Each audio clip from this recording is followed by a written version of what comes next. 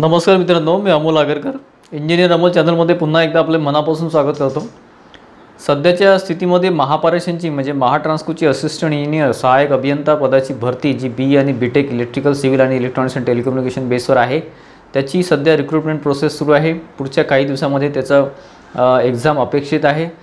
जे काही आपण माहिती घेतलेली आहे किंवा माहिती मिळालेली आहे IBPSचे जे डेट्स आहे त्यानुसार बऱ्याच अंशी म्हणजे 95% ज्या वॅकंट हे आहे डेज आहेत, वॅकंट दिवस आहेत, त्यामध्ये 16 आणि 17 जुलै ही वॅकंट जी काही आहे ज्या दिवशी काहीच नाही IBPSचं शेड्यूल, तर ते 16 किंवा 17ला एक्झाम होऊ शकते जुलैच्या।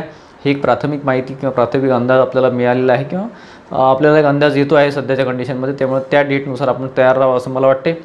आणि आजचा जो व्हिडिओ आपण घेतलेला आहे तो म्हणजे महत्त्वाचं सर्क्युलर आहे महाट्रान्सकोचं, जे त्यांच्या एम्प्लॉई पोर्टलच्या साईटवर आहे, ते नॉर्मल साईटवर तुम्हाला कुठेच दिसणार नाही। सध्या आपल्या व्हॉट्सअप ग्रुपवर किंवा टेलिग्राम चॅनलवर सध्या ते स्प्रेड होत आहे, त्यामुळे त्यावर आजच्या याच्यामध्ये आपण माहिती देणार आहोत। जे काही त्यांनी कोटा रिवाईज केलेला आहे, जे काही डिपार्टमेंटल जेव्हा इंटरनल नोटिफिकेशनचं जे पर्सेंटेज आहे ते चेंज केलेलं आहे आणि डायरेक्ट रिक्रुटमेंटचं जे काही आहे ते पर्सेंटेज थोडंफार 95 वरून 90वर आलेलं आहे। ठीक आहे, म्हणजे 100 पैकी 90 जागा आहे डायरेक्ट रिक्रुटमेंट, म्हणजे आपण जे काही फॉर्म भरतो डायरेक्ट मुलं जे भरती होतात त्यावर आहे, आणि 10% त्यांनी एम्प्लॉईज जे डिपार्टमेंटल आहे त्यांच्यासाठी दिलेले आहे। तर त्याच्यामध्ये जे आता सध्या एक्झिस्टिंग जी जागा निघालेली आहे 223, त्यावर त्याचा काही इफेक्ट होणार नाही। तुम्हाला क्लिअर करून सांगतो की त्यावर त्याचा काही इफेक्ट होणार नाही। याच्या पुढे ज्या जाहिराती येतील एईच्या असिस्टंट इंजिनियर सिव्हिल आणि याच्या इलेक्ट्रिकलच्या, त्यावर त्याचा इफेक्ट होईल। ठीक आहे, त्यामुळे त्याच्या शेवटच्या ज्या कंडिशन मी तुम्हाला दिलेल्या आहेत ते नीट ऐका, कारण की जे काही डिपार्टमेंटल एम्प्लॉईज आहेत त्यांना त्याचा फायदा होईल। ते महावितरणचे असो किंवा महापारेषणचे असो किंवा महाजेनकोचे असो, त्याचा तिन्ही ठिकाणी त्याचं इम्प्लिमेंटेशन त्या रूलचं होऊ शकतं। त्यामुळे त्या 5-6 कंडिशन शेवटच्या आहेत, तर तुम्ही हा पूर्ण व्हिडिओ बघा, त्याच्यामध्ये शेवटच्या 6 कंडिशन ह्या अतिशय महत्त्वाच्या आहेत। तर मित्रांनो बघा, ॲडमिनिस्ट्रेटिव्ह सर्क्युलर 612 डेटेड 17/6/2022 म्हणजे आता रिसेंटली आहे ते महाट्रान्सकोचं सर्क्युलर आहे मित्रांनो, महत्त्वाचं सर्क्युलर आहे। त्यामध्ये त्यांनी सब्जेक्ट आहे revising method of filling of the post of assistant engineer transmission and civil. ठीक आहे, ट्रान्समिशन अँड सिव्हिलसाठी इलेक्ट्रॉनिक्सचा इथं उल्लेख नाही आहे। ठीक आहे, याच्यामध्ये रेफरन्स नंबर दिलेले आहेत 2, एक 2013चा आहे आणि 2015चा आहे। त्यामध्ये थोडं शॉर्टमध्ये मी तुम्हाला इथं वाचून दाखवतो। The method of filling of post of assistant engineer transmission and assistant engineer civil has been prescribed wide administrative circulars under reference. It was under consideration of management to revise method of filling the post of assistant engineer transmission and assistant engineer civil sometime past.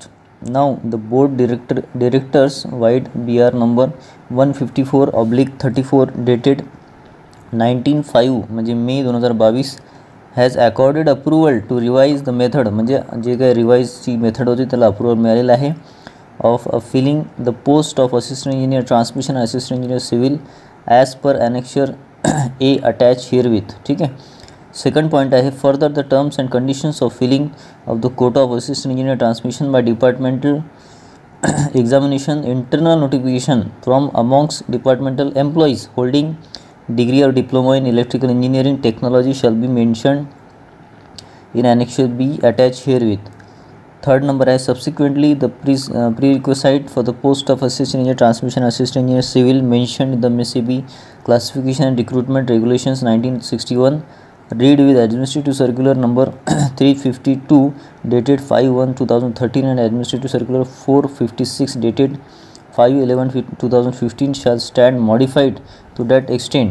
This administrative circular is available on the employee पोर्टलवर आहे बरं। ठीक आहे, म्हणजे हे normal कुठेच तुम्हाला साईटवर वगैरे दिसणार नाही। जे एक्झिस्टिंग एम्प्लॉईज आहे किंवा जे काही तिथे जॉब करतात ट्रान्सकोमध्ये, त्यांच्या एम्प्लॉई पोर्टलवर namely ep.mahatransco.in on employees website, no separate copies will be sent by the post. ठीक आहे, जे सिग्नेचर आहे चीफ जनरल मॅनेजर HR यांची। तर यामध्ये जे सेकंड पेज आहे ते अतिशय महत्त्वाचं आहे मित्रांनो, revise method of filling of the post of assistant engineer transmission civil. याच्यामध्ये बघा, एक्झिस्टिंग मेथड ऑफ फिलिंग म्हणजे सध्याची मेथड आहे, रिवाइज मेथड ऑफ फिलिंग म्हणजे जी काही आता रिवाइज झालेली आहे ती पण इथे दिलेली आहे। असिस्टंट इंजिनियर ट्रान्समिशनसाठी ऑलरेडी आधी सांगतो 95% by direct recruitment of graduate engineers electrical, म्हणजे 95%। समजा सपोज आता आपण फॉर एक्झाम्पलमध्ये घेऊ 100 सीट्स असतील, 100 जागा वॅकंट असतील, तर त्याच्यामध्ये 95% म्हणजे 95 जागा डायरेक्ट रिक्रुटमेंट म्हणजे एक एक्झाम आणि सिलेक्शन असं तुमचं डायरेक्ट तुम्ही एंट्री करू शकता जर तुमचं ग्रॅज्युएट इंजिनिअरिंगची डिग्री असेल इलेक्ट्रिकलची. आणि याच्या आधी असं होतं म्हणजे एक्झिस्टिंग म्हणतो आपण म्हणजे सध्या जे आहे ते. आणि त्याच्यामध्ये 5% by departmental promotion from amongst the junior engineer or senior operator possessing diploma in electrical engineering having 5 years of experience in the name of in the same post. ठीक आहे. 5%मध्ये कोण येत होतं की याच्यामध्ये म्हणजे समजा आता 100पैकी 95 जागा त्यांच्या आणि 5 जागा कोणाच्यासाठी राखीव होत्या की departmental promotions from amongst the junior engineer म्हणजे जे ज्युनियर इंजिनियर असतील और सिनियर ऑपरेटर असतील त्यांनी डिप्लोमा पोजेस केला असेल इलेक्ट्रिकल इंजिनिअरिंगचा प्लस 5 years त्यांचा एक्सपिरियन्स असेल. ठीक आहे. नोट काय दिलं आहे post qualification 5x experience in case of senior operator possessing diploma in electrical engineering. ठीक आहे. पोस्ट क्वालिफिकेशन म्हणजे काय की तुमचं डिप्लोमानंतर 5 वर्ष इथे एक्सपिरियन्स पाहिजे. ठीक आहे. जर तुम्ही ITI असाल आणि प्लस तुम्ही सोबत डिप्लोमा केला असेल आणि त्याच्यानंतर तुमचा 2च वर्ष एक्सपिरियन्स असतो तो चालणार नाही. डिप्लोमाचा तुमचा पाहिजे. जेई लेवलवर तुम्ही असाल किंवा तुमचं सिनियर ऑपरेटर असाल तुमचा डिप्लोमा पाहिजे आणि डिप्लोमाच्या नंतर तुमचं 5 वर्ष एक्सपिरियन्स पाहिजे. पोस्ट क्वालिफिकेशन एक्सपिरियन्स म्हणजे क्वालिफिकेशन कंप्लीट झाल्यानंतरचा 5 वर्ष एक्सपिरियन्स पाहिजे. ठीक आहे. हे आधीचा क्रायटेरिया होता म्हणजे एक्झिस्टिंग आपण म्हणतो. आणि रिवाईज म्हणजे आता जे पुढे इम्प्लिमेंटेशन होणार आहे इम्प्लिमेंट होणार आहे ते आहे 90% by direct recruitment of graduate in electrical engineering. म्हणजे आता 100पैकी 90 जागा म्हणजे 90% ह्या डायरेक्ट रिक्रुटमेंटने होणार आहे. डायरेक्ट तुम्ही फॉर्म भरून तिथे हे अर्ज करू शकता आणि एक एक्झाम होऊन तुमचं सिलेक्शन होऊ शकते. हा पहिला पॉईंट. त्यानंतर 5% by departmental employees internal notification. ठीक आहे. 5% डिपार्टमेंटल एम्प्लॉई इंटरनल नोटिफिकेशन म्हणजे डिपार्टमेंटचा एम्प्लॉई असाल इंटरनल नोटिफिकेशन 5% भरण्यात येईल. From amongst the junior engineer और deputy chief technician transmission system earlier nomenclature senior operator. ठीक आहे. म्हणजे सिनियर ऑपरेटर किंवा मग डेप्युटी चीफ टेक्निशियन या पोस्टवर तुम्ही असाल possessing diploma in electrical engineering तुमचा डिप्लोमा इन इलेक्ट्रिकल इंजिनिअरिंग असेल having 5 years post qualification experience in the same post. ठीक आहे. इथे सुद्धा सेमच दिला. इथे 5% दिला आणि 5% काय दिलं त्यांनी by departmental examination internal notification from amongst the departmental employees holding degree in electrical engineering and technology. जर तुम्ही डिपार्टमेंटल एम्प्लॉई असाल तुमचा पहिलं काय दिलं आहे त्यांनी कंडिशन की डिपार्टमेंटल एम्प्लॉई असाल जेई असाल तुमचा डिप्लोमा झाला असेल. ठीक आहे. आणि प्लस 5 वर्ष तुमचं हे असेल पोस्ट क्वालिफिकेशन एक्सपिरियन्स. हे पहिला क्रायटेरिया. दुसरा काय दिला आहे की डिपार्टमेंटल एम्प्लॉई असाल तुम्ही कोणत्याही पोस्टवर असाल तुमची डिग्री जर झाली असेल एक्सपिरियन्स इथे म्हटलेला नाही आहे. तुम्ही जेई जर असू शकता तुम्ही सिनियर टेक्निशियन असू शकता तुम्ही सिनियर ऑपरेटर असू शकता. परंतु तुमची जर बी झालं असेल किंवा तुमचं इलेक्ट्रिकल इंजिनिअरिंगमध्ये डिग्री झाली असेल BE-BTech झालं असेल तर तुम्ही इथे एलिजिबल होता. मग इथे एक्सपिरियन्सची गरज नाही असं इथे म्हटलेलं आहे. ठीक आहे. एक्सपिरियन्स तुमचा काही ना काही टेक्निशियनचा किंवा तुमच्या ऑपरेटरचा किंवा जेईचं राहीलच काही ना काहीतरी 2-3 वर्ष राहीलच. ठीक आहे. ठीक आहे. आणि नोटमध्ये काय दिलं आहे the unfilled quota of departmental examination inter notification from among departmental employees holding degree और diploma in electrical engineering technology shall be filled from open market by resorting the direct recruitment process.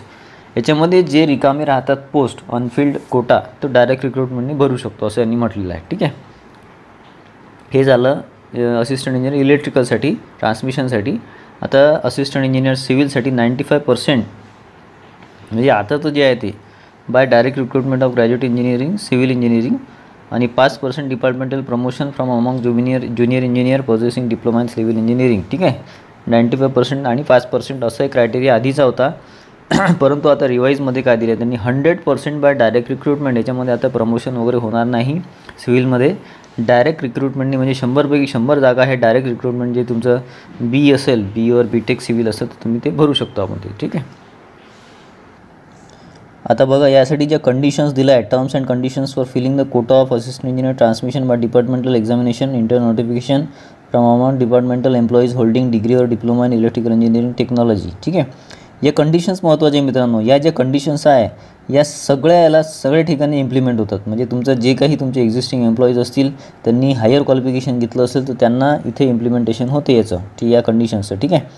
पहिली condition काय आहे, इथे आपण थोडंसं याच्याबद्दल बोलतो आहे, EE ट्रान्समिशन आणि EE सिव्हिलबद्दल बोलतो आहे, परंतु हे जे कंडिशन्स आहे सगळ्या ठिकाणी इम्प्लिमेंट होतील. ज्यांना असा प्रश्न असेल की सर आता मी जॉब करतो आहे किंवा मग मला दुसरं क्वालिफिकेशन मी घेतलेलं आहे किंवा मी घेतलं तर मला प्रमोशन मिळेल का वगैरे, हे सगळ्यांच्या प्रश्नाचं उत्तर या कंडिशन्समध्ये तुम्हाला मिळून जाईल. पहिलं आहे the bachelor's degree in electrical engineering technology और diploma in electrical technology should have been acquired from the University of Institution of Reputed recognized by AICTE.